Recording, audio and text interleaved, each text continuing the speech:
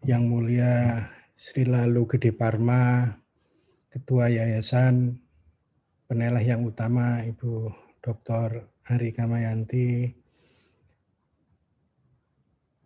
Direktur Peneleh Riset Institut, Ibu Dr. Ayu Dia Sokarina, dan Bapak Ibu sekalian, undangan dan yang hadir di sore hari ini. Ya, menarik tadi apa yang dibincangkan oleh kedua speech, keynote speech tadi, Prof. MB dan Yang Mulia Sri Lalu Gede Parma, bahwa ada yang penting gitu ya bagi kita selama kita punya nalar ya gitu ya, nalar ya, kata Yang Mulia Lalu Gede Parma itu. Nalar kita adalah nalar yang Nusantara itu perlu digali sedemikian rupa. Yang bisa jadi nalar kita adalah nalar yang lebih baik. Nah, judul kali ini adalah untuk pengantar gitu ya, metodologi paradigma Nusantara. Saya ngasih judul Nyuluk Linglung Paradigma Ilmu Nusantara. Ini adalah satu bagian dari artikel yang sedang saya tulis dan rencana memang menjadi buku tentang paradigma Nusantara. Mengapa begitu? Sejak tahun 2008 ya, kegelisahan saya memang makin menjadi pasca kuliah dan bertemunya pemikiran-pemikiran baik di luar maupun di dalam negeri yang kemudian makin menarik saya untuk melihat. Dan pada tahun 2017 saya sudah mulai mencoba untuk menggulirkan apa yang disebut dengan paradigma Nusantara ketika saya memberi kata pengantar buku metodologi konstruktif Bu Dr. Ari gitu ya. Kemudian yang kedua adalah ketika saya memberikan kata menulis di bab 1 buku tentang menulis artikel ilmiah. Dan yang terakhir saya 2021 juga saya menulis kata pengantar untuk buku dari Ibu Dr. Nofrida, buku Gayatri Akuntan Majapahit. Dan di situ argumentasi tentang paradigma Nusantara makin nampak gitu ya. Dan hari ini adalah insya Allah ini adalah awal gitu ya. Saya mencoba untuk menuliskan secara runtut gitu ya. Asumsi yang harus ditolak karena asumsi itu sendiri adalah argumentasi barat yang bisa jadi berbeda dengan apa yang ada dalam alam pikir Nusantara. Dan nanti akan kita lihat bagaimana sebenarnya untuk mengantarkan kita masuk ke alam pikir Nusantara, ya kita harus masuk ke ruang-ruang itu. Nah, salah satu yang saya masuki ruang-ruang itu adalah pemikiran dan laku dari Sunan Kalijogo, Sunan Wali Lelono, gitu ya. Wali yang suka berkelana, mulai dari Jawa sampai ke Malaka, bertemu Maulana Maghribi, dan pada akhirnya bertemu dengan Nabi Khidir. Itu yang ditulis dalam Suluk Linglung. Nah, Suluk Linglung ini kemudian sebenarnya adalah ekspresi Sunan Kalijogo yang ditulis dalam kitab beliau, yang narasi narasi makrifatnya sudah mencapai puncak dan merupakan relasi awal muda beliau ketika beliau menuliskan tentang Serat Dewa Ruci, kisah pewayangan Mahabharata yang dikonversikan menjadi Islam. Dan nanti akan kita lihat bagaimana nyuluk linglung. Kalau nyuluk itu artinya suluk, artinya jalan, mencari jalan. Tapi linglung itu orang linglungi orang yang kebingungan, orang yang sedang mabuk makrifat gitu ya. Nah, makanya disebut dengan nyuluk linglung. Nah, salah satu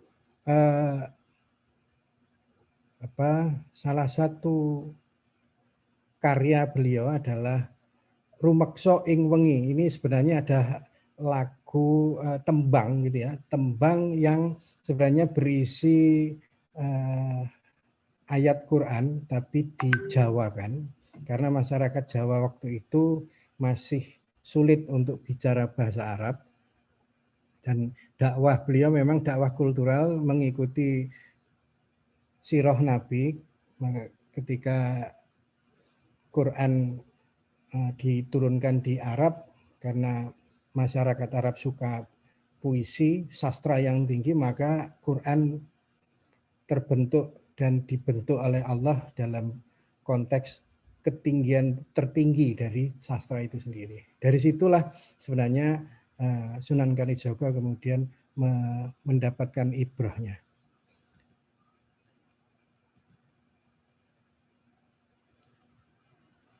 Ana kidung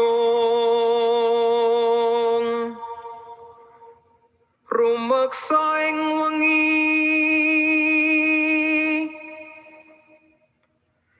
teka hayu luputa ing lara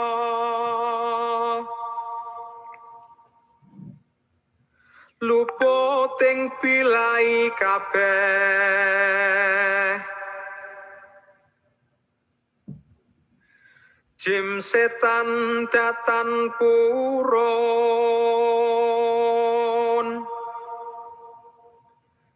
paneluhan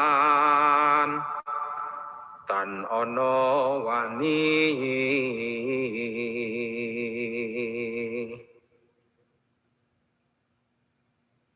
miwah panggawe Allah gunane wong luput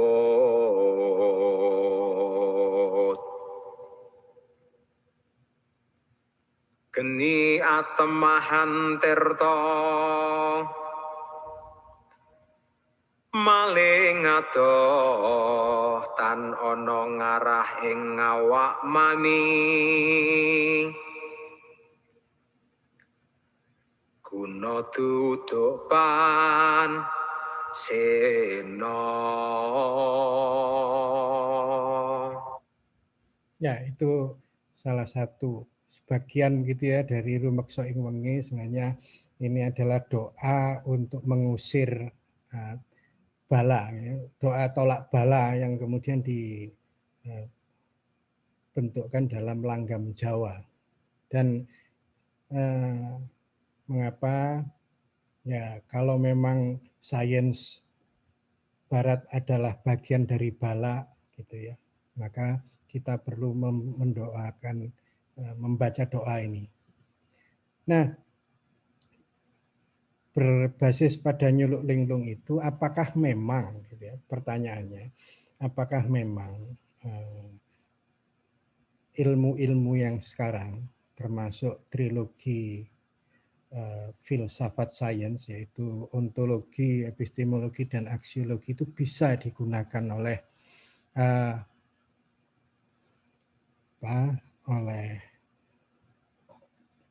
ilmu kenusantaraan. Maka sebenarnya kita perlu melihat bahwa sebenarnya banyak penulis baik di luar maupun di dalam negeri yang mengatakan bahwa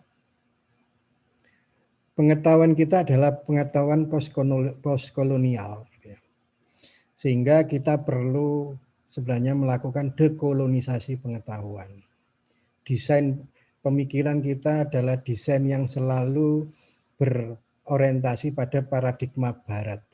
Nah, paradigma Barat ini bisa paradigma yang bersifat positivis, interpretif, kritis, atau posmo, atau spiritual, dan macam-macam, yang itu memang kalau merujuk pada buku Burrell Morgan gitu ya, itu dibagi ada 4 paradigma atau CUA kalau dalam ilmu akuntansi itu ada positif, interpretif, dan kritis. Nah, memang beberapa tahun belakangan paradigma barat itu ketika masuk di Indonesia menjadi cara untuk memotret realitas kita. Nusantara dipotret menggunakan paradigma barat. Nah, bisa jadi ini akan terjadi misleading ya, atas pemahaman kita terhadap realitas dan pengetahuan Nusantara. Masyarakat Jawa, masyarakat Sunda, masyarakat Kutai gitu ya, Melayu, orang Makassar, masyarakat Sasak, Bali, dan Papua, dan seterusnya, pasti punya karakter dan kepribadian yang itu membentuk pola pikirnya sendiri-sendiri. Sehingga bisa jadi kalau kita memahami, kita perlu tidak paradigma Nusantara, maka sebenarnya kita perlu mempertanyakan trilogi filsafat sains sejak awal, gitu ya. Karena itulah pintu masuk paradigma, gitu ya. Dan dari situ maka kita bisa mengembangkan jati diri pengetahuan Nusantara. Mengapa begitu? Karena kita sebenarnya para agama kebudayaan ini adalah kata kunci dari masyarakat Nusantara, gitu ya. Ketika membangun peradabannya, yang nanti akan membentuk nilai-nilai utama, inilah yang akan membentuk paradigma atau pandangan atas dunia. Alam pikir Nusantara itu pasti berbeda dengan alam pikir Barat. Dari seperti apa alam pikir Barat nanti, makanya kita perlu mencoba untuk jalan-jalan dulu. Apa benar kita sudah punya temuan-temuan gitu ya. Temuan-temuan paradigma Nusantara dalam konstruksi keilmuan yang sudah ada. Memang sejak tahun 2010 pasca paradigma Barat masuk, ada keuntungan atau ada yang bisa diperoleh. Kebebasan paradigmatik berpikir membebaskan kita tidak hanya berpikir menggunakan logika positivisme bahwa semua harus berorientasi pada sebab akibat, orientasi pertumbuhan dan lain-lain. Ada paradigma interpretif yang menginginkan ada pemahaman mendalam atas struktur berpikir manusia yang tidak terlalu objektif, tapi subjektif, kemudian cara berpikir kritis harus bebas dari penindasan dan lain-lain, dan seterusnya dan seterusnya. Nah, kemudian itu yang kemudian memberikan cakrawala baru bagi para saintis atau ilmuwan Indonesia untuk berpikir kemungkinan paradigma atau kemungkinan tradisi atau lokal genuine ya, yang itu bisa menjadi bagian dari proses mengkonstruksi ilmu.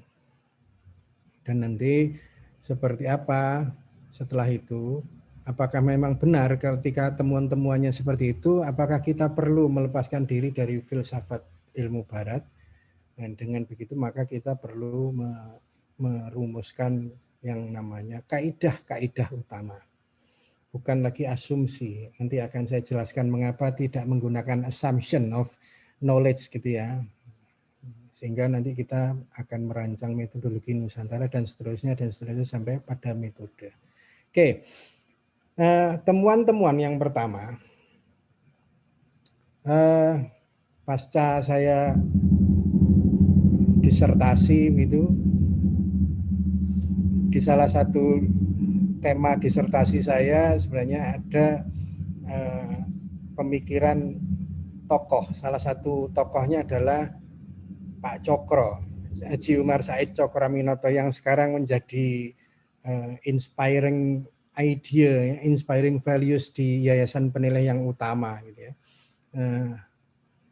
Saya tahun 2014 menulis Islamic Counting Methods gitu ya, ala Haji Umar Said Cokroaminoto. Jadi akuntansi cokro gitu ya, berbasis pemikiran Pak Cokro itu sendiri. Seperti apa? Memang gitu ya, cara berpikir epistemologis di salah satu buku beliau yang disebut dengan Islam dan Sosialisme masih melakukan pertemuan antara Islam dan sosialisme, kemudian untuk membentuk cara bekerja, melakukan diskursus ilmiah. Buku Islam dan Sosialisme yang terbit tahun 1924 itu sebenarnya adalah magnum opus pertama sebelum magnum opus puncaknya, yaitu Memeriksa Alam Kebenaran. Dan magnum opus ini masih menggunakan cara berpikir tesis, antitesis, dan sintesis dari cara berpikir kritis, Marxis gitu ya, sosialisme. Tapi kemudian dikonstruksi ulang oleh beliau menjadi sosialisme yang berorientasi pada cara berpikir religius. Nanti ini yang akan jadi awal dari munculnya Pancasila itu sendiri. Jadi cara berpikirnya sangat berorientasi keadilan sosial, tapi sangat bertuhan gitu ya. Nah, proses-proses inilah kemudian yang saya tangkap sebagai proses metodologis Pak Cokro. Nanti ada tesisnya adalah krisis realitas objektif, antitesis kritis realitas subjektif untuk mencapai tahapan kehidupan sejati gitu ya, lewat tazkiyah. Dan prinsip utamanya adalah kedermawanan dan persaudaraan Islami. Nah, ini yang kemudian banyak juga beberapa tulisan, artikel, riset, tesis, disertasi, dan lain-lain yang kemudian membentuk cara berpikir yang orientasinya Nusantara. Salah satunya yaitu misalnya akuntansi bantengan gitu ya. Jadi tradisi bantengan di Malang dijadikan metafora untuk memotret realitas. Jadi bukan lagi metafora dari cara berpikir barat, tapi cara berpikir bantengan itu dijadikan. Kemudian ada lagi yang misalnya ini Bu Ari bikin riset akuntansi kritis pendekatan non-feminisme Cut Nyadin, atau ada gitu ya pemikiran Sujatmoko, ada Islamic Cosmology of Accounting Mbak Amel, kemudian akuntansi Jawa atau manajemen dakwah Wali Songo di masa Majapahit, dan seterusnya dan seterusnya. Yang menarik adalah perkembangan makin tahun gitu ya, makin mengerucut pada keinginan untuk membedah lebih jauh ya, paradigma Nusantara yang benar-benar paradigma Nusantara. Tadi artikel-artikel tadi Cut Nyadin gitu ya. Kalau saya menulis Hidayat Nata Atmaja, sekarang misalnya Mbak Nofrida bikin Gayatri gitu ya, menolak Foucauldian postmodern itu, kemudian menggunakan cara berpikir Gayatri untuk memotret kuasa Majapahit. Dan juga ada ini misalnya Januar Eko Prasetyo melihat konteks akuntabilitas yang bisa jadi berbeda akuntabilitasnya, definisi hingga kemudian praktek-prakteknya berbeda ketika itu menggunakan cara berpikir dari Gusmi dengan zikrul gofilinnya, semaan Al-Quran dan zikrul gofilin. Artinya proses mengarah pada cara memahami realitas berbasis alam pikir Nusantara itu sudah terjadi belakangan ini, 10 tahun ini. Dan itu rupanya hampir semua cara berpikir penulis-penulis yang bisa saya rangkum, mereka ingin melepaskan diri meskipun tidak implisit, tidak eksplisit tapi masih implisit. Mereka melepaskan diri dari trilogi filsafat ilmu barat. Bagaimana itu prosesnya? Prosesnya adalah mereka menolak asumsi filosofi sains, yaitu yang bersifat universal, objektif, dan otonom. Nah, asumsi inilah yang akan dijadikan untuk memotret realitas yang sangat empiris, kontekstual, sosiologis, dan historis itu. Ada realitas yang tidak kontekstual, ada realitas yang tidak historis, ada yang tidak sosiologis, bahkan lintas ruang dan waktu. Ketika kita memahami kesucian, saya kemarin presentasi di International Conference Accounting History gitu ya. Saya presentasi tentang lintasan nilai-nilai kesucian yang itu ternyata ditangkap oleh Luca Pacioli dan Leonardo da Vinci. Asalnya adalah dari Al-Khawarizmi. Dan itu menangkap realitas kesucian itu ternyata melewati angka. Nah, itu tidak pernah dibayangkan oleh cara berpikir Barat karena terlalu kontekstual. Sehingga scientific metodenya adalah pemisahan sains sosial, ya mereka harus empiris, mereka harus logis dan rasional dengan mengedepankan ketiga kepentingan. Nah, kata kunci ontologi, epistemologi, dan aksiologi atau human nature kalau dalam ilmu sosial selalu mengedepankan ilmu itu harus logis dan rasional dan mengedepankan tiga kepentingan. Dia harus bisa secara teknis dilakukan, kemudian dia harus pragmatis, dan dia harus emansipatoris. Dan ini tiga kepentingan ini kemudian masuk ke ruang-ruang kuasa pengetahuan menjadi argumentasi kerja di ruang-ruang sosial yang itu untuk membangun interaksi dan selalu berbasis pada kepentingan kuasa atau kekuasaan. Untuk apa? Untuk kelangsungan eksistensi manusia. Just that, ya, kata kuncinya hanya itu. Inilah yang kemudian oleh beberapa tokoh misalnya dianggap itu sebagai postkolonialisme science atau neokolonialisme science.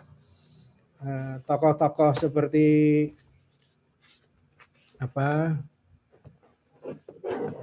Edward Said mengatakan ini orientalisme, kemudian Gayatri Spivak mengatakan epistemic violence, atau ada yang lain mengatakan itu ideological hegemony gitu ya. Nah, bagaimana itu terjadi? Ya, ketika realitas yang terlalu rasional, yang objektif dan otonom ini itu yang akan mengkonstruksi temuan. Teori atau sains dan praksis yang berbentuk teknologi harus universal, objektif, dan otonom. Dampaknya apa? Universal, objektif, dan otonom yang merupakan asumsi dasar filosofi sains yang membentuk ontologi, epistemologi, dan aksiologi itu adalah ini. Dampak asumsi filosofi sains itu ketika LGBT misalnya itu dianggap eksis, kontekstual, empiris, dan hadir, dan itu rasional, logis, maka LGBT adalah kenyataan itu sendiri yang tidak penting lagi berada pada aras kebenaran atau dosa. Ketika di Kanada, di Australia, di Eropa, gereja sudah tidak perlu lagi, maka gereja harus dimusnahkan, harus dihancurkan atas dasar kepentingan kuasa ekonomi, kuasa politik. Ya, kalau 9.000 gereja yang sudah tua-tua itu tidak lagi tidak lagi ada orang yang masuk ke gereja dan itu membebani biaya di Prancis, di Kanada dan lainnya ya dihancurkan aja. Padahal ini adalah situs-situs yang sangat heritage ya, sifatnya national heritage. Hancurkan saja. Itu asumsi yang disebut dengan Cartesianism. Nah, Descartes atau Descartes itu ya aku berpikir maka aku ada. Inilah kata kuncinya. Apakah itu berdampak lebih jauh misalnya pada sains akuntansi? Iya. Dalam dunia kerja sekarang LGBT itu menjadi prioritas Big Four. Jadi misalnya salah satu vice chair dari Ernst & Young itu adalah seorang lesbian dan dia adalah tokoh kunci di balik ekonom dunia, 5 Forbes ekonom ya, ekonom yang dianggap oleh Forbes sebagai ekonom dunia dan dia salah satu tokoh di balik Bill Clinton menjadi presiden. Jadi kalau Anda membelani Bill Clinton sebenarnya Anda pro LGBT gitu aja. Jadi bukan hanya EY, PwC pun itu malah menjadi sponsor bagi LGBT. Ini misalnya artikel-artikel yang mengatakan bahwa LGBT itu penting gitu ya, bagi dunia kerja, bagi kantor akuntan, maka kode etik akuntan adalah kode etik yang harus universal, harus otonom dan harus bersifat memberikan kebebasan kepada setiap orang untuk mengedepankan profesionalitasnya. Maka dalam riset-riset yang sekarang muncul, misalnya salah satunya critical perspective on accounting, melihat bahwa seksualitas dan akuntansi LGBT itu menjadi kebutuhan penting sebagai komoditi,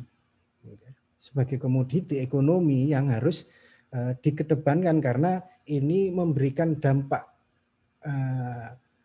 besar pada perusahaan karena dianggap LGBT itu manusia-manusia cerdas yang mereka sama dengan manusia yang lain. Bahkan di laporan tahunan dari PwC gitu ya, dijelaskan laporannya gitu, bahwa nanti kode etiknya harus kode etik yang universal. Bahayanya kode etik universal adalah ini ya, PwC sangat pro LGBT.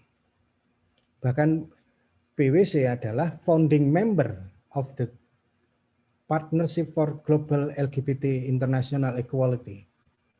Kan keren ini ya. Dan mereka sudah punya jaringan 21 LGBT internasional di seluruh dunia. Nah, makanya sebenarnya karena mereka menggunakan assumption of knowledge. Assumption of knowledge, belief of knowledge adalah otonomi, rasionalitas, objektif, dan seterusnya yang seperti itu. Maka sebenarnya kita tidak cukup hanya melihat bahwa asumsi itu adalah benar. Epistemologi itu benar, Kak. Kita harus tinjau kata demi kata. Makanya di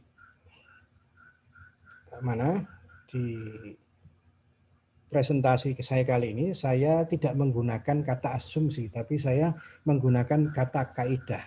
Kaidah itu digunakan oleh Forum Dosen Ekonomi dan Bisnis Islam juga untuk merancang konsep pengganti rumpun ekonomi, ya, semesta sejahtera. Kemudian saya juga pernah menggunakan itu untuk mengkonstruksi akuntansi pertanian. Karena apa? Kaidah itu berakar dari cara berpikir timur, gitu ya. Kalau dalam bahasa Arabnya adalah qawaid, yang selalu pandangan dunianya itu melihat realitas itu selalu konkret, iya, material, iya, dapat dicandra, iya, maupun yang abstrak pun iya, hingga yang tak dapat dicandra secara indrawi, profetik sifatnya, sekaligus ilahiyah, dan selalu memiliki ekspresi hulukiyah. khuluqiyah itu adalah moralitas yang dikedepankan. Artinya sebenarnya ini yang menjadi cara berpikir Timur dan kebudayaan Nusantara. Artinya budaya dan agama telah menyatu di Nusantara, menyatu dalam alam pikir dan praksis kemanusiaan manusia-manusia Nusantara.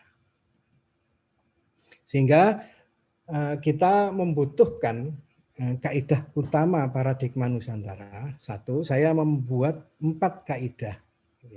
Ya kalau Anda masih menggunakan asumsi lah ini ya. 4 kaidah jati diri kenusantaraan, kemudian pandangan integral atas realitas, kemudian religiusitas dan kebudayaan. Yang kedua adalah tujuan sains atau ilmu berpusat pada keyakinan dan kebenaran sejati. Nah, ini sudah sangat berbeda jauh dengan cara berpikir yang tadi dikedepankan oleh filsafat ilmu tadi, filsafat sains tadi. Nah, Nusantara itu di mana? Kalau Nusantara itu Majapahit itu ada di Jawa Timur ini, tapi kalau Nusantara itu meliputi ini gitu ya, sampai ke hampir ke Kamboja, ke Thailand gitu ya. Malaysia ini adalah bagian dari Mitreka Satata, Madya Utama gitu ya. Di mana tradisi bukan penjajahan, dan menariknya Majapahit itu tidak menggunakan logika penjajahan atau kolonialisme, tapi kesetaraan, pertukaran kebudayaan, pertukaran tradisi yang kemudian itu saling melengkapi sehingga memperkaya pandangan dunia atau alam pikir masing-masing. Nah, nanti ketika meluas itu yang namanya Desantara atau Anya Desa. Ini berbasis pada Kitab Negara Kertagama. Oke. Nah, kalau kaidah-kaidah 4 itu kemudian membentuk substansi alam pikir atau pandangan dunia dari paradigma Nusantara itu, maka sebenarnya itu bisa kita turunkan lagi dalam bentuk metodologi. Nah, metodologinya sejak awal saya sudah bilang bahwa apa yang saya lihat dalam realitas ini adalah cara berpikir dari kenusantaraan. Salah satu yang saya gunakan adalah pemikiran atau makrifat ngelmu dari Sunan Kalijogo. Itu gimana Suluk Linglung dan Serat Dewa Ruci yang bersinergi. Kalau Serat Dewa Ruci adalah kisah Mahabharata yang berkenaan dengan proses perjalanan Bima atau Bratasena atau Werkudara mencari ilmu kasampurnan gitu ya, atau ilmu piningit. Ilmu piningit itu ilmu ketuhanan yang tidak boleh dijual. Tapi ilmu piningit itu hanya diberikan kepada yang memang mendapatkan hidayah. Itu yang disebut hikmah kalau dalam Al-Baqarah ayat 269 itu. Nah, itulah yang kemudian memuncak menjadi ilmu makrifat. Nah, Dewa Ruci dan Suluk Linglung adalah pertemuan antara Jawa dan Islam gitu ya. Nah, di Suluk Linglung itu kemudian tema-tema Serat Dewa Ruci, pewayangan di Jawa itu dikonstruksi menjadi bagaimana Sunan Kali berguru pada Sunan Bonang, kemudian diminta untuk naik haji.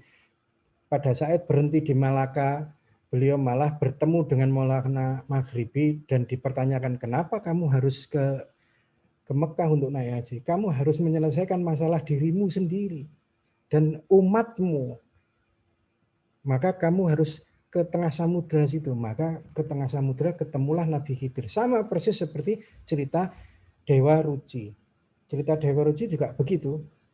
Pertemuan antara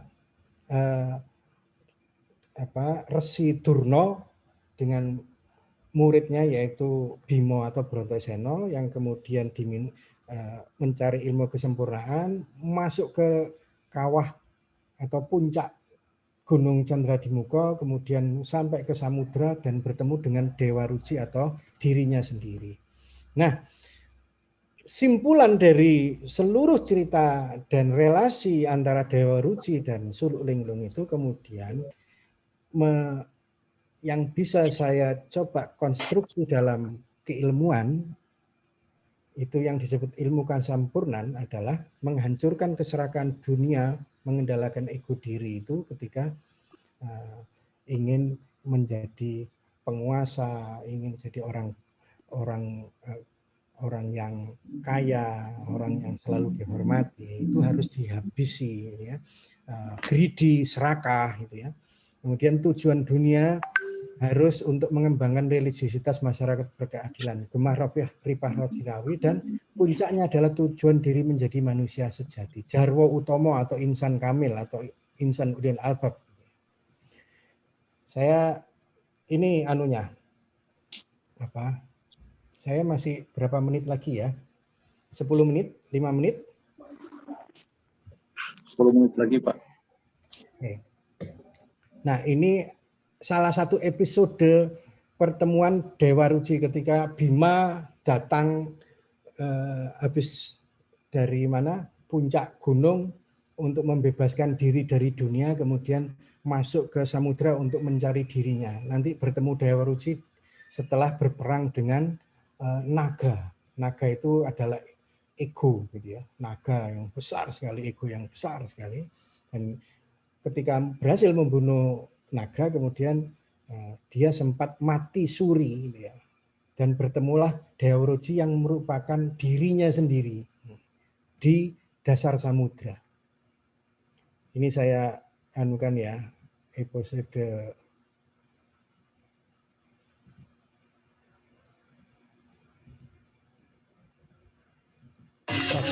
pertemuan antara Dewa Ruci dengan Bima.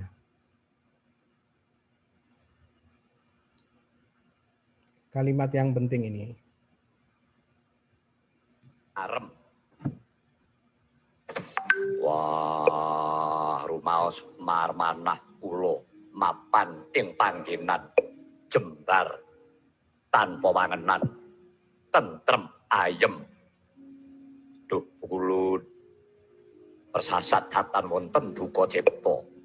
Bratasena sira wis bisa ambuka warananing ati manjing jroning kalbu minangka lelantaran marak ing ngarsaning Gusti Kang Maha Suci.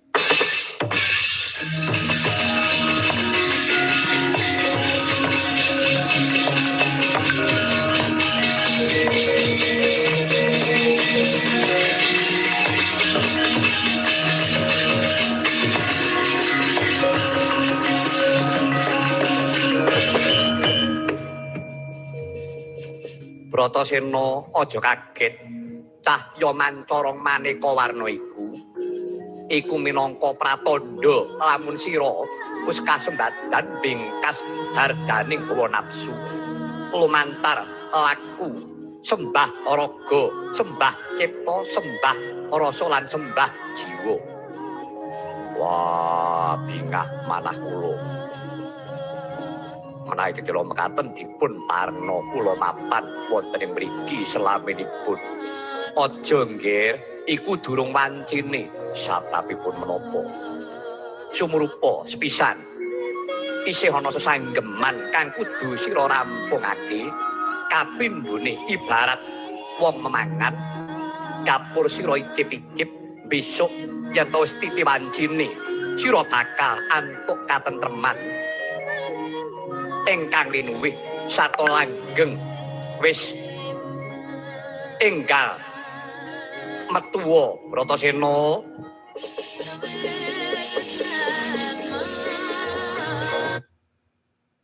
Ya, jadi itu perbincangan antara Dewa Ruci dan Bima, dirinya sendiri Dewa Ruci yang Bima harus masuk ke dalam diri Dewa Ruci itu, dan kemudian dia tidak boleh berlama-lama di situ karena masih punya tugas.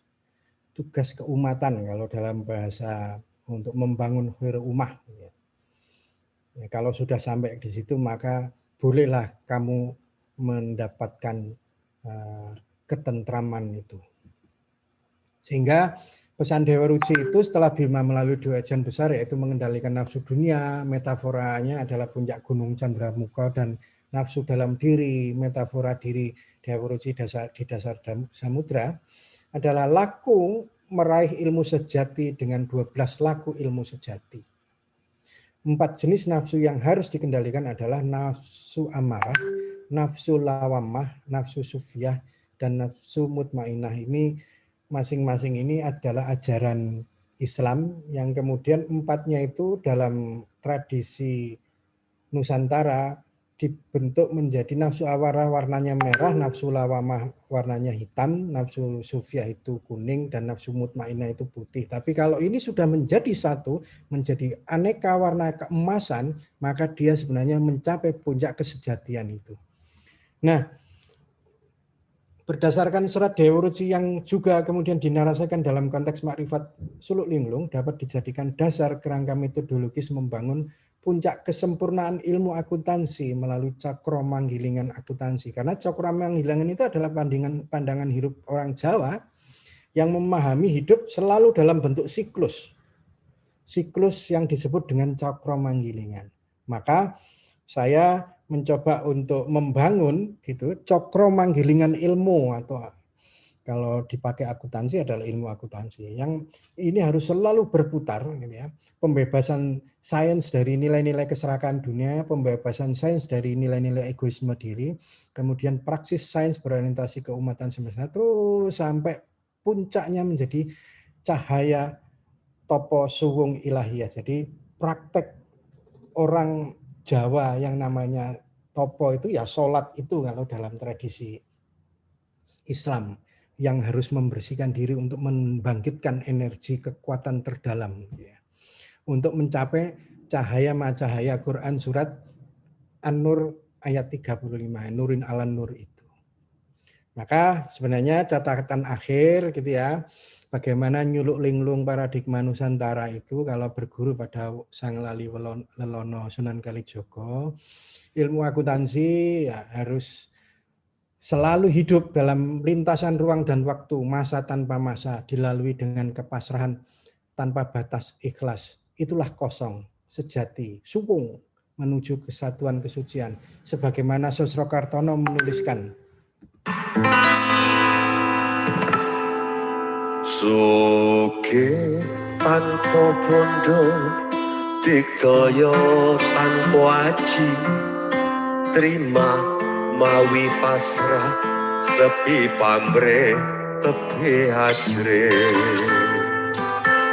Suge tanpa bondo, digdaya tanpa aji, terima mawi pasrah, sepi pamre tepi hajre. Angeng tanpa susah, tanpa seneng, anteng mendeng, sugeng jeneng. Langgeng tanpa susah, tanpa seneng, anteng mendeng, sugeng jeneng. Ya, itulah alif. Jadi Sosrokartono itu kalau manusia ingin alif maka dia harus membebaskan diri dari segalanya. Tapi semua hanya untuk ummah dan Tuhan. Manusia bertakwa itu ya bak bunga teratai, memiliki trisulat jiwa sains berkemanusiaan sebagai utusan abdi dan gembala. Wa ma khalaqtul jinna wal insa illa liya'budun itu. Jadi ya kalau ngabdi kepada Allah ya sudah, tunduk patuh tanpa reserve. Kemudian dengan begitu maka dia akan menjadi nabi, wali atau orang suci, atau kita yang sebenarnya sekarang itu ya merujuk kepada perilaku Nabi itu sebagai penggembala umat dengan keikhlasan sejati. Inilah sinergi Trisula antara pengabdian dan uswah Nabi itu untuk menjalani kesucian dan penggembala, mengembalikan peran kesucian menjadi insan kamil atau pontifical man kalau Nasr mengatakannya. Insan kamil adalah insan yang menyadari mazhar diri Tuhan paling sempurna, hingga kemudian karena kesadaran puncak tersebut kita benar-benar ahsani takwim, fi ahsani takwim, ciptaan paling sempurna. Sebagaimana Quran mengatakan seperti itu. Saya kira itu, semoga kita adalah manusia-manusia yang ingin mencapai ilmu kesampurnaan itu, mencapai keikhlasan sejati, suwung kosong, dan menjadi manusia yang selalu berorientasi pada umat dan keadilan. Tujuan akhirnya adalah mencapai kesejatian ketuhanan itu sendiri. Terima kasih. Billahi fi sabilil haq. Assalamualaikum warahmatullahi wabarakatuh.